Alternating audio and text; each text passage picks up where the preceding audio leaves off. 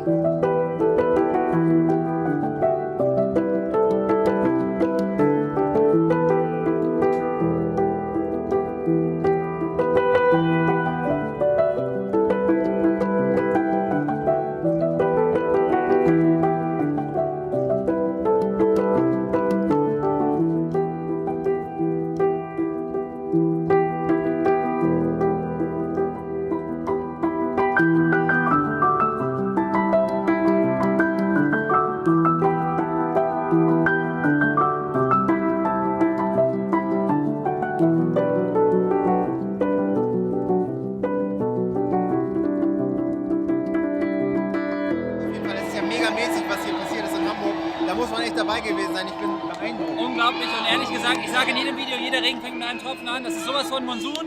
Es ist unglaublich, was passiert und wir werden noch so viel erreichen. Danke, danke, danke. Sometimes it feels like you are on the battlefield against an army of people who do not care. But if you will just turn around, you will see that behind you is also an army of people who do care.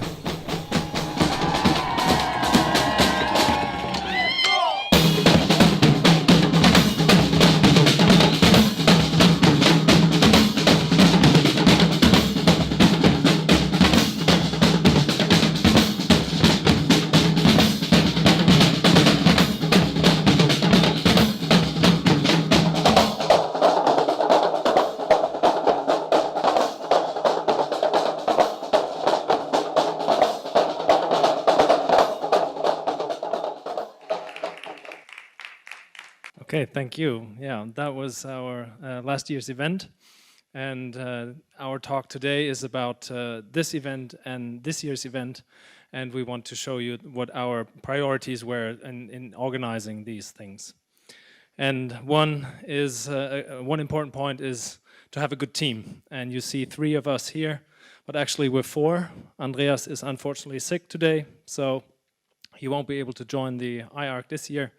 And we take his part. Just a short note, this is Inga, Caro, me, and Andreas. During daytime, we have regular daytime jobs. When we wear our vegan hero capes at night, we're animal rights activists and we try to do crazy stuff. We think it's important to have a vision, to have a goal, a clear goal that we can. Thank you. Very good. So always have a goal that you can adjust your actions to. And for that we have a quote that I'm going to read to you that we use in our press releases and on the website and in our posts online and social media. And it's, we are absolutely convinced that such large-scale media-effective demonstrations for animal rights have the power and the potential to significantly speed up the change in society and also change, of course, in politics, and thus pave the way for a vegan future. So this is one of our main points. We think we can show that we are many already. There are millions of vegans alone in Germany, but all over the world, even many millions, but we have to get them on the streets. So we would love to have it like this. This is German news. More than 200,000 participants, demonstration against speciesism in Berlin. Unfortunately, this is photoshopped. Yeah, so this was actually, it's a real image. It was just photoshopped, the title. This was a demo against racism, which is a great turnout, more than 240 people, I think, in Berlin. Not nearly enough against racism. I think we should have millions of people going on the streets against racism, but that's the vision we want.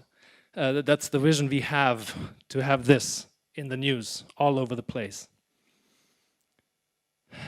Yeah, next thing is the importance to get started.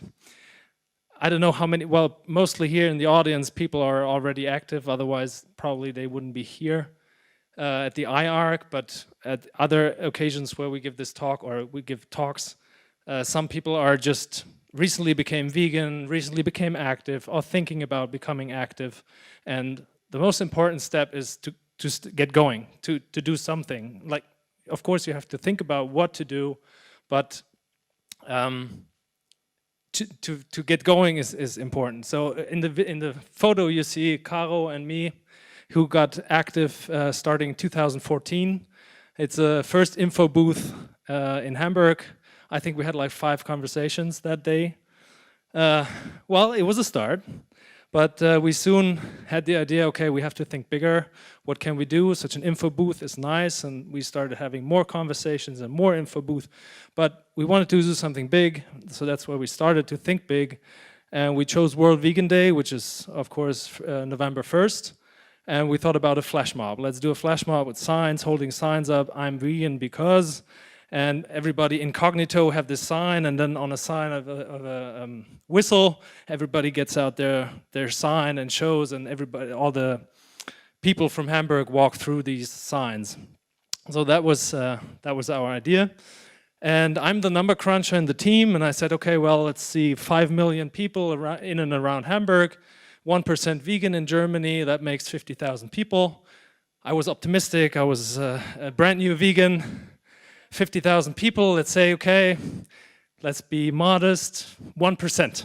Let's get 1% of those 50,000 people on the street, that'd be 500 people on the street. Anybody want to take a guess how many people showed up? 100, good guess.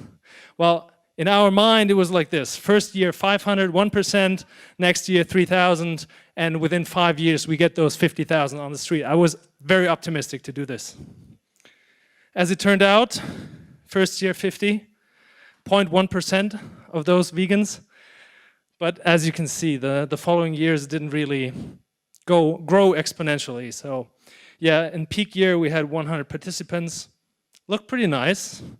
But we only got small local media attention, so that was not, we didn't make it to the big news on TV. So 4 of us sat down and said, okay, what are we going to do in the 5th year for World Vegan Day? And we said, something has to change. We're doing something wrong. And we said, okay, if Hamburg is not enough, then we have to think bigger. Let's think Germany and, of course, Austria and all the other countries around Germany as well, if they want to come. But let's mobilize from Germany and beyond.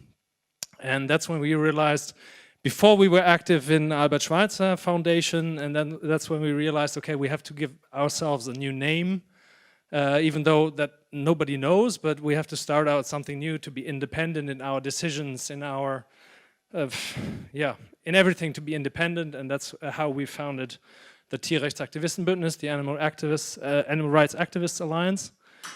And we also said, something new has to happen. We have to think of something new, a new kind of active or event or activism or demo that pulls people in a positive way to say, okay, that's something I want to participate in. And that's my transition to Caro. So this is how we got started.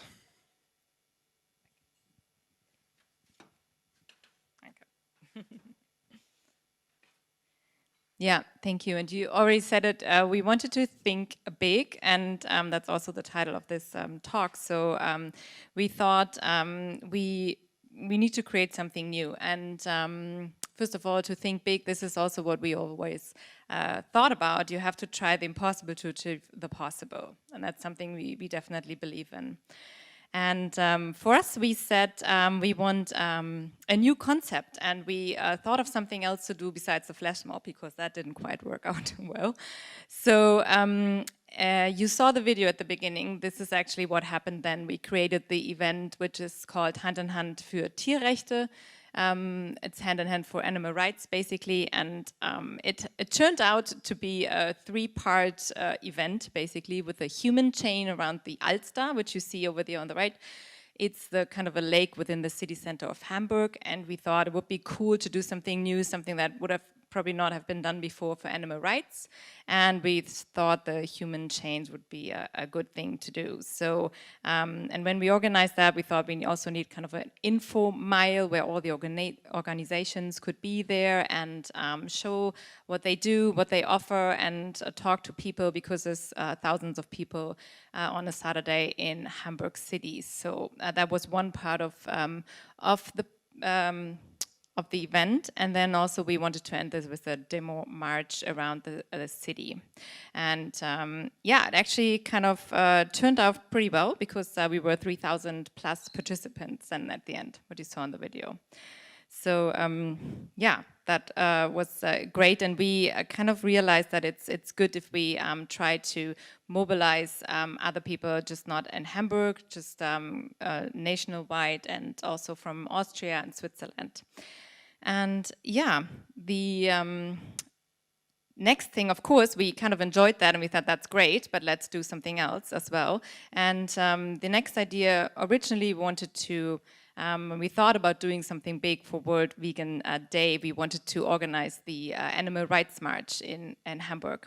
That didn't work out that day, so we created Hand in Hand, and then we decided to do the official Animal Rights March 2019 in Berlin, which happened this year then.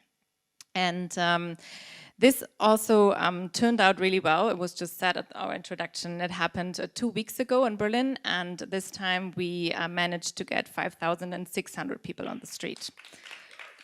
So also, which is, it was kind of the second largest animal rights march this year, right after London. So a pretty good turnout, and we're really happy about that. So, and we have something nice for you, actually.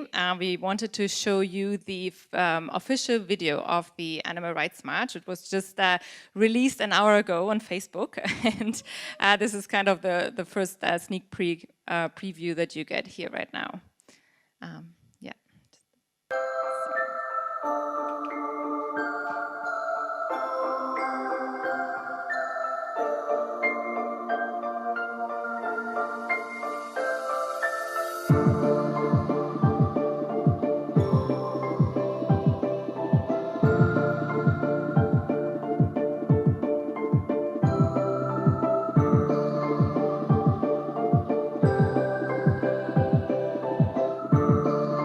Vor einer Woche kam er zu mir und meinte, Papa, ich will kein Fleisch mehr essen. Ich habe ihn gefragt, warum, und er hat mir erzählt von irgendeiner Geschichte in der Schule, und haben wir entschieden, ja, dann machen wir das nicht mehr als Familie.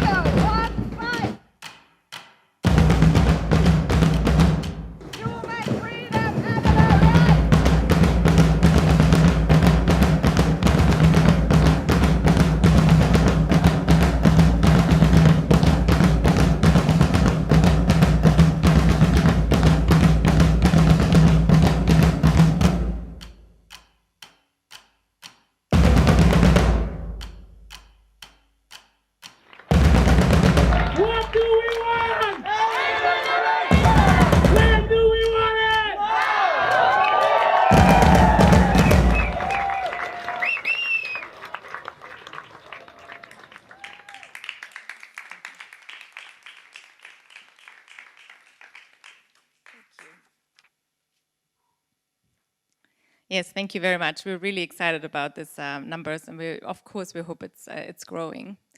And yeah, we wanted to talk a little bit about what changed actually, and that's what we are going to go into deeper now, about how we work and how we do this and how we make this happen. And one thing is that we are kind of concentrating on doing this on a very professional basis. We see this, what we organize, more as an event than like a kind of an activism happening that is just for a couple of hours and then everyone goes away at home.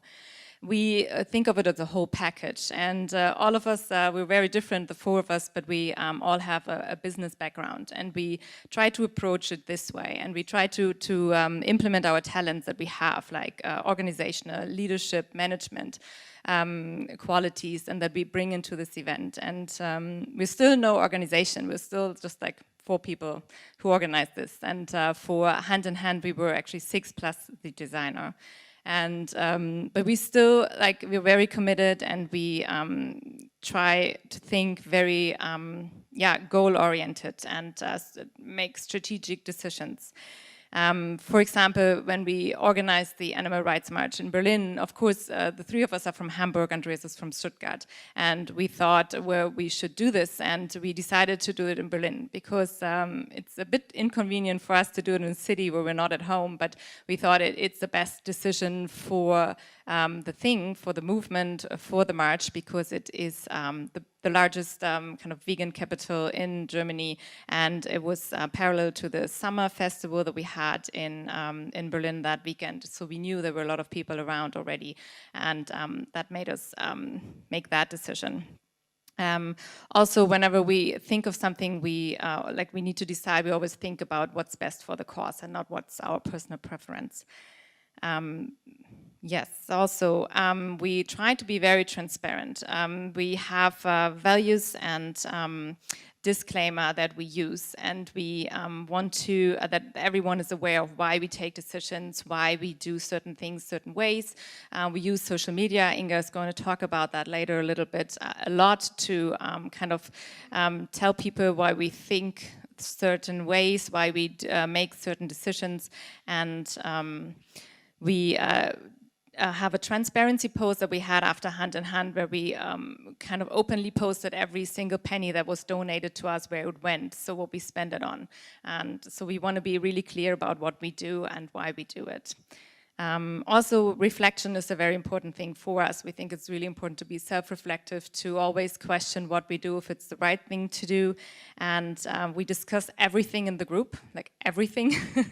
Markus will show you some slides later on that as well, because we think it's important to have all 4 opinions and always come to a good agreement before we take decisions and before we communicate anything.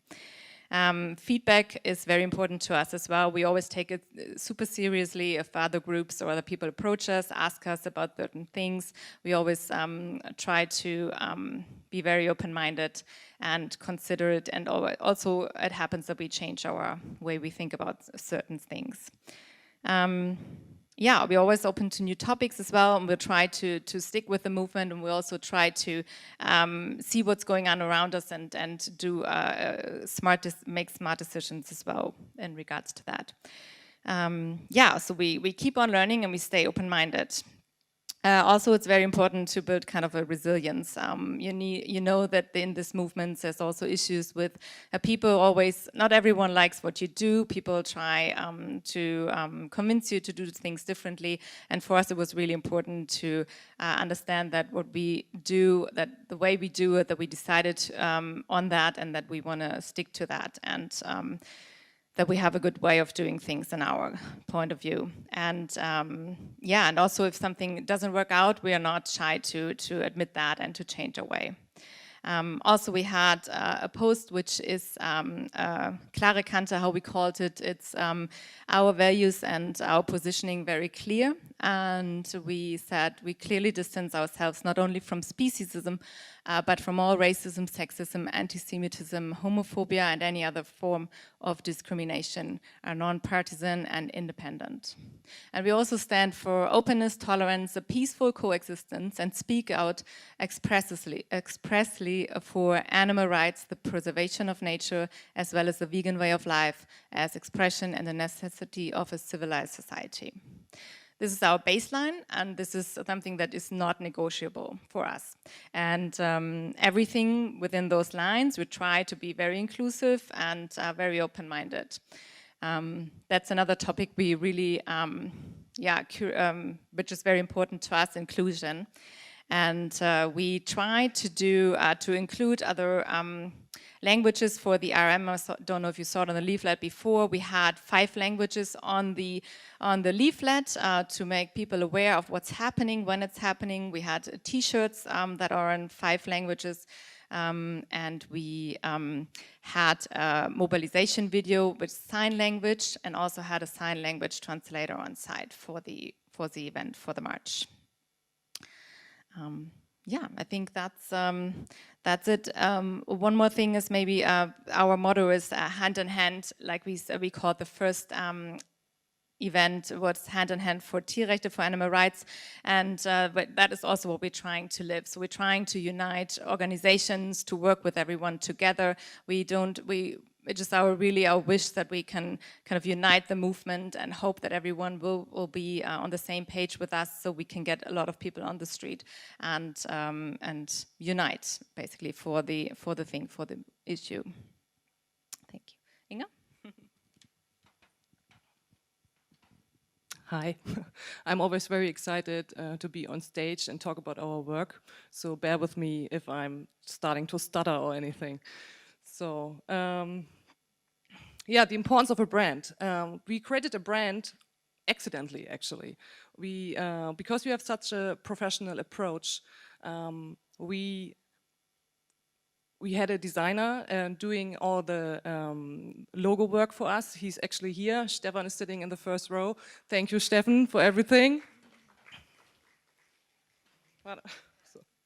Yeah, and what you can see here, actually, I'm not having my notes here, so I'm very sorry for that. But what you can see is here, let's slide in a few of our posts. This is our designs, and our posts are going with those designs. They are very colorful and cheerful, and the fonts are also very nice, and it's rather happy and not dark. So, oh, sorry, I have a blackout. Wait, hold on a second. Darf ich das mal eben kurz? Warte. I'm very sorry. I'm not used to do this. So okay. Here are my notes. Yeah, okay. So we are not only online, but also all stationery. Like our Briefpapier is branded with our logo and our colors. So by doing so, and by creating a recognition factor, we hope to brand a brand on the go. And with this brand, we are creating supporter loyalty and identification. Our post pictures are always positive campaigning and positive texts. We would also recommend to use tools like Canva if you don't have a designer at hand, like that you use tools like Canva or Photoscape to create a nice appearance for your events.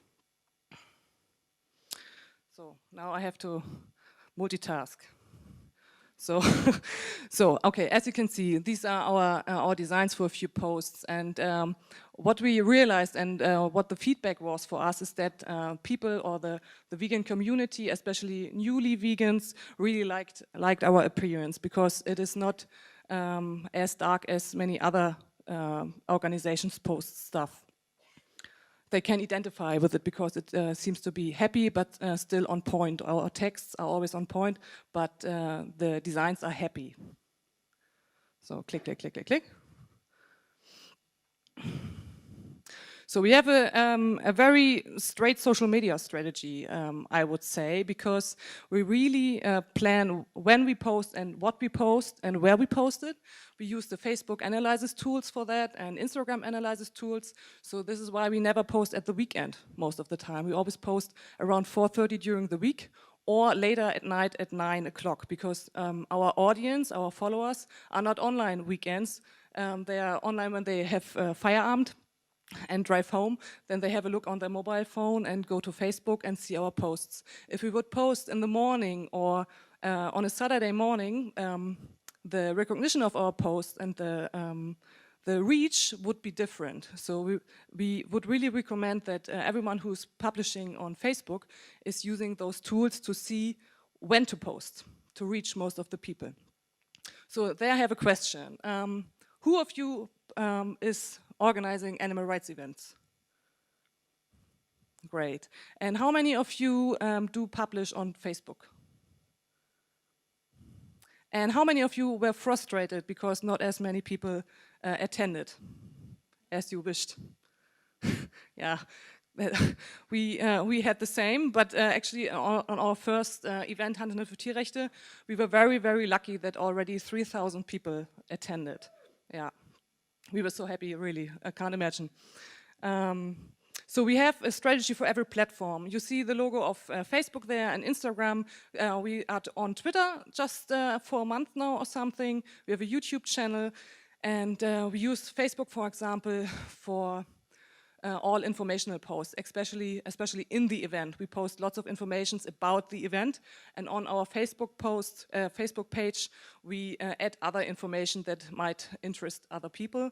And on Instagram, we are posting more daily stuff, like we streamed that we are here, we posted stories, like our little road trip, how we got here, and it's a little bit more easygoing than the strict Facebook posts, where we always have a disclaimer. This is the one that Caro was just reading, and yeah, this is how we do it with the social media platforms.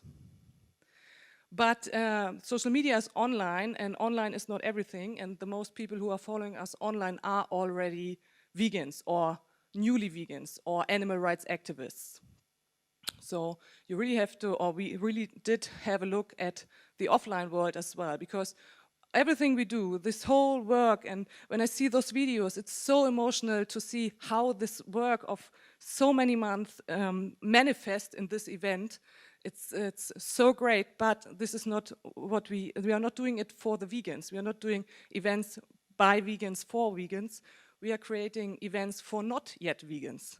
We hope that our events are so large and so interesting that the mass media is coming and is reporting about it.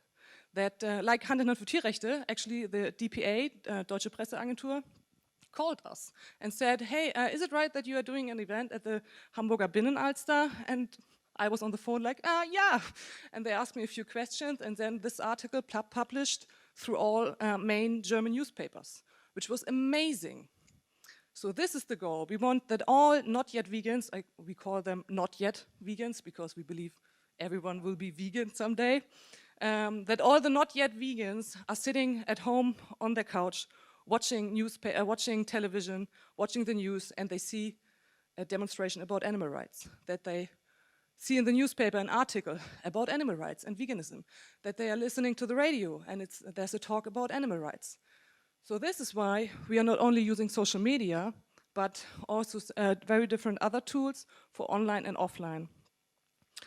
Like city websites. I guess every city has a website, like for us it's hamburg.de, and Hand in Hand für Tierrechte we published also there. Not because we believe that everyone who sees this event turns vegan immediately and attends the event, but we believe that the more often animal rights are on the normal news and television and newspapers, that the more people are going to think about it and see this topic as relevant. So we could really, I could really go into detail with all of these logos. On the left side, you see everything who supported us offline with banners, flyers, and stickers and stuff like that.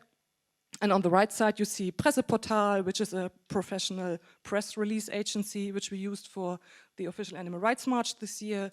And you see Newsletter to Go and Eventbrite as event platform to spread the event and the news as far as possible. Yeah, sorry for my blackout, but I hope you still got some information.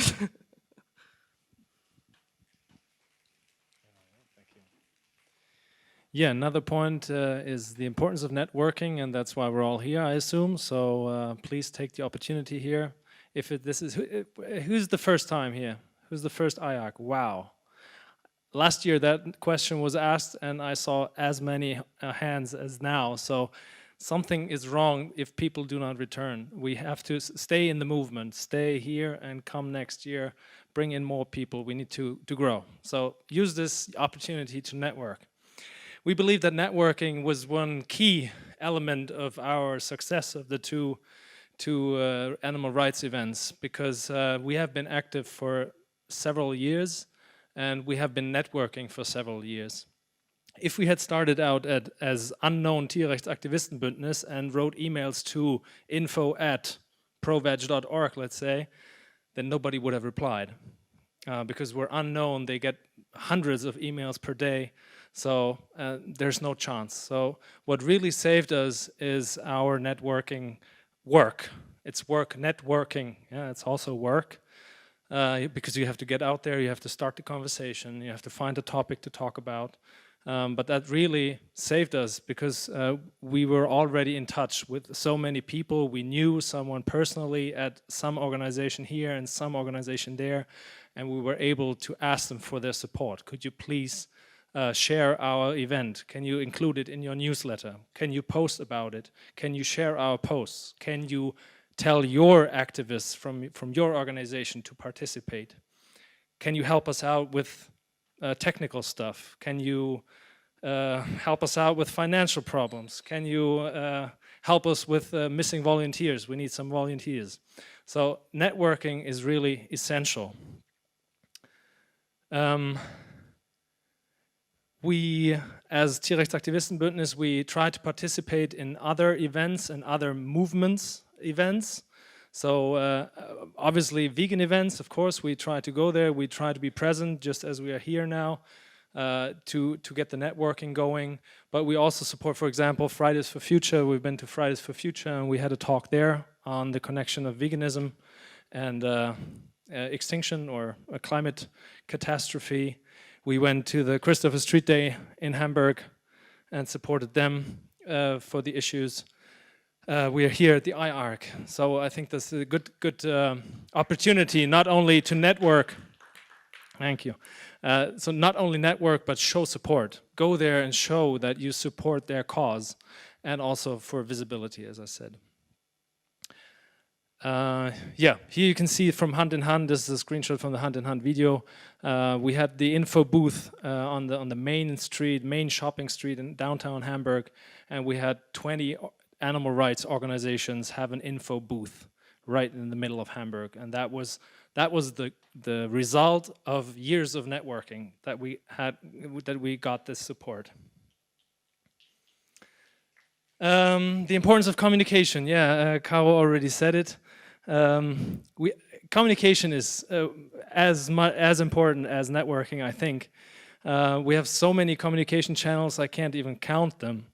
For example, we sent out leaflets and posters to about 100 cities all over Germany, in the 100 biggest cities in Germany, all above 100,000 inhabitants.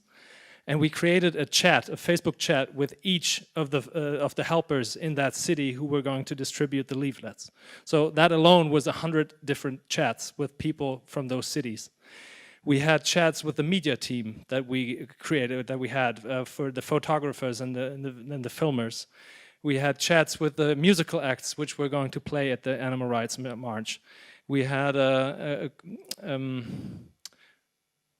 Trello, which is an organization tool where we discussed everything in detail, and we had an internal WhatsApp chat. I think most of you know WhatsApp, and we, just as a fun fact, we ran an analysis on that chat, And I just want to point out a few figures. So that chat was created 291 days ago. That was last November. That's when we started to organize the Animal Rights March, which was only 2 weeks ago. There were 13,160 messages sent by 4 people, out of which 805 were voice messages because we didn't have time to type. We had too much to say. That averages to 45 messages a day. And that's only one communication channel of the 4 of us. So that's why we also, Caroline has talked about working professionally. That shows that we discuss things at length before we come to a conclusion. Next is also me. Importance of funding on donations. Obviously, if you organize something that big, you need to get some money. When we first set up a GoFundMe where people could donate, and we had a donation goal of, I think it was €1,000. I don't know, maybe a couple of €1,000. And somebody commented, what do you need that money for? You go to the police, you tell them the route you want to walk, you do some Facebook posts, and people come. Well, that's not going to work. That really is something that we can say it's not going to work. You need to put some effort in marketing of the event. And we spent about €1.50 per participant. So in total about €8,500. And that had to come from somewhere, that money. One big donor is Lush Cosmetics. So there's a small shout out to Lush here. They made the Animal Rights March possible. The charity pot, they give it 100% to charities. That really helped us out a lot, but it was not enough. So we set up PayPal, GoFundMe, wire transfer. People could give cash at the event. So, and we set up a Spreadshirt shop where you can buy animal rights merch. And that really, in total, got us all the money we needed to get the event as big as possible. Yeah. So, this is the point where we set up a Patreon just a few days ago, or I don't know, maybe today? Finalized today. Because the only thing that's holding us from getting those 240,000 people on the street is our day jobs. So we would love to cut down on the day jobs and do more activism. So if you like what you saw, or if you participated and loved being there and want to see more of that, there's a way to support us. That's when I switch over to Caro. Yeah, and I just want to have a few words about images, because what we do, Markus just talked about funding, and it seems like a lot of money for just a day and a few hours of action. But actually what's our goal as well, and what we always keep in mind, is the images we create with it.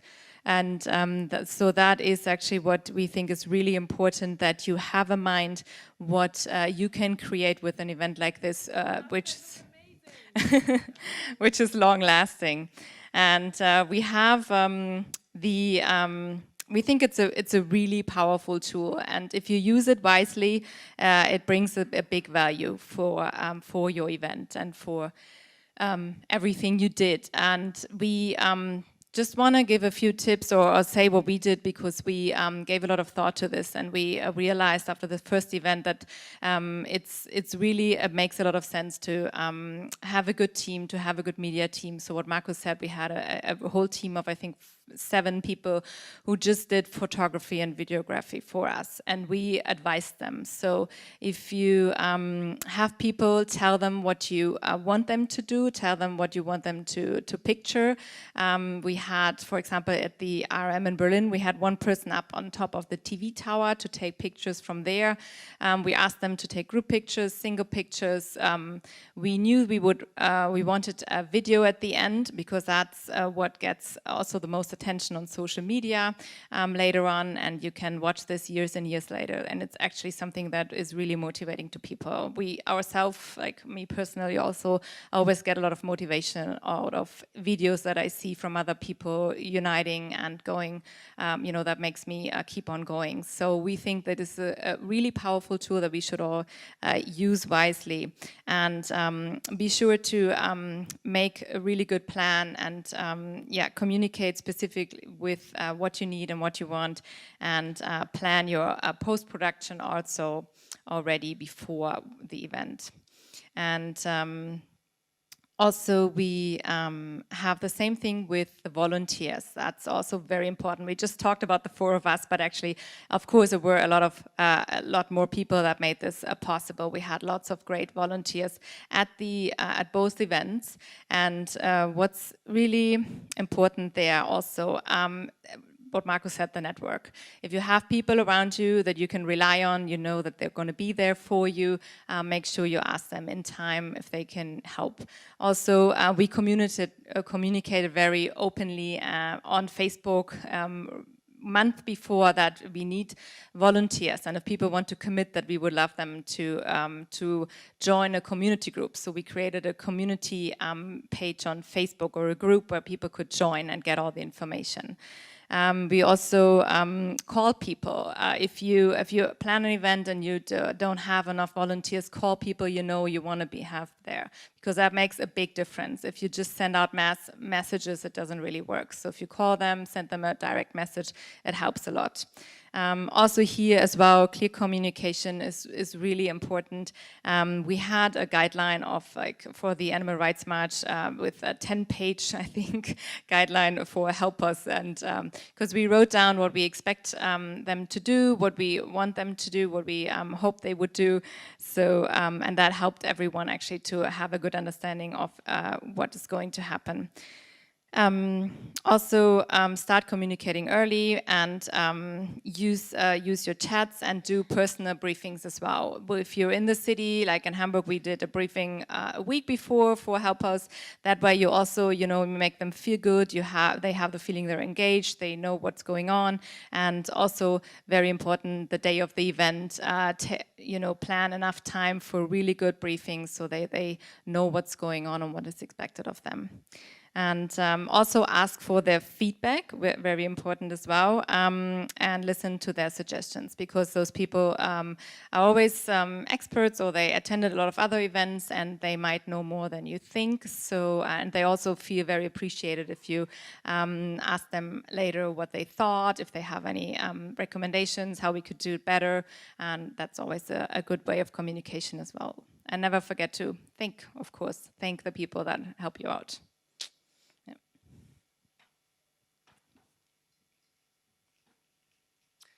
Yeah, so when everything is done, the event is over, all the work manifested in this event, all pictures are taken, then it's not over. Then you're going home, and then you have to do all the afterwork, which is in our case creating a survey. Or if we are good, then we did it before the event and just have to publish.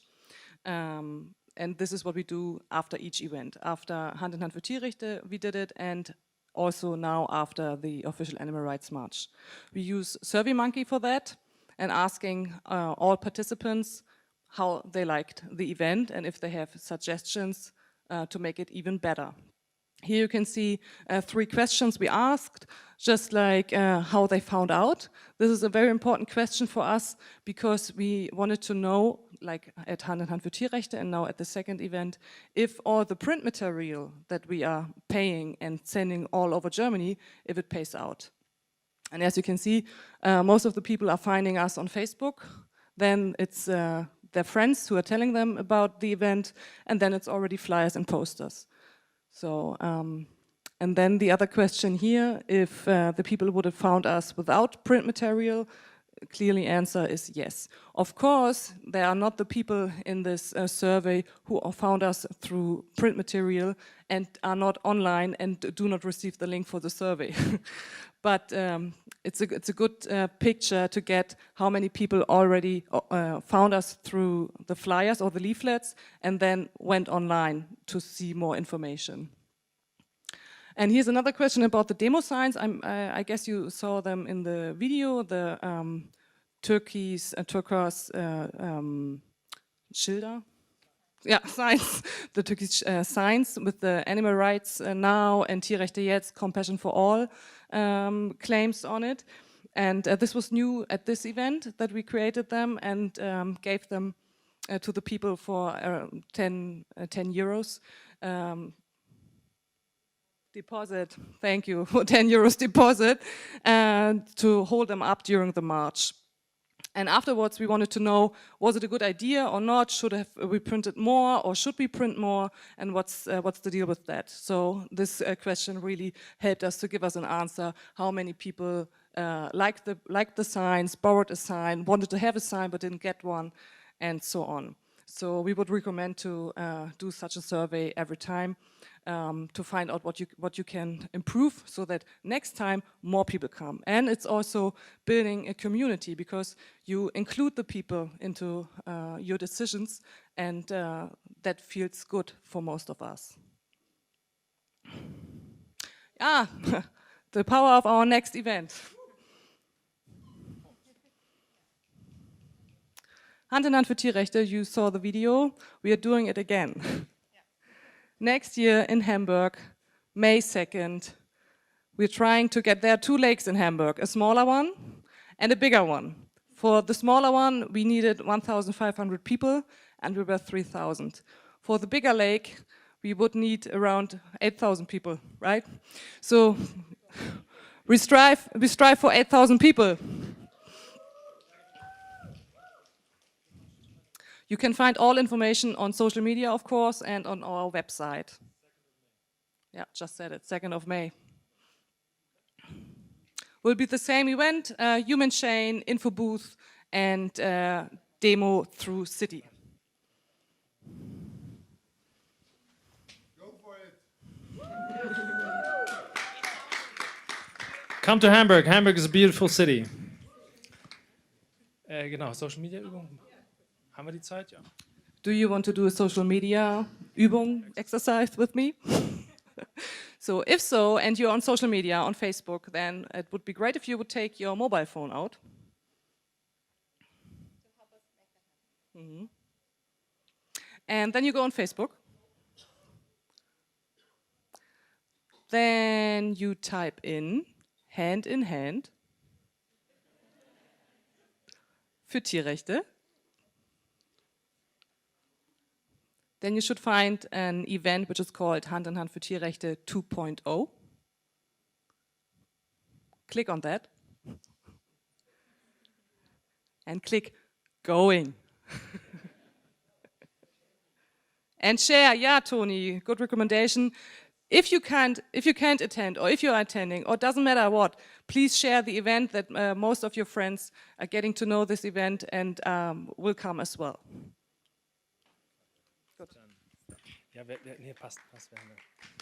So we're approaching the end. We're almost over the time, but this is perfect because we only have 3 slides left. So there's not a good talk without a good motivational quote. So actually, that's also a good photo. But we have a good quote that kept us going in the early beginning. And that's by Margaret Mead. It's an American cultural anthropologist. And she said, "Never doubt that a small group of thoughtful, committed citizens can change the world. Indeed, is the only thing that ever has. So believe in your power. Believe that you can change the world if you only have a vision and a goal and follow it." So the final slide is the importance of being grateful. Thank you.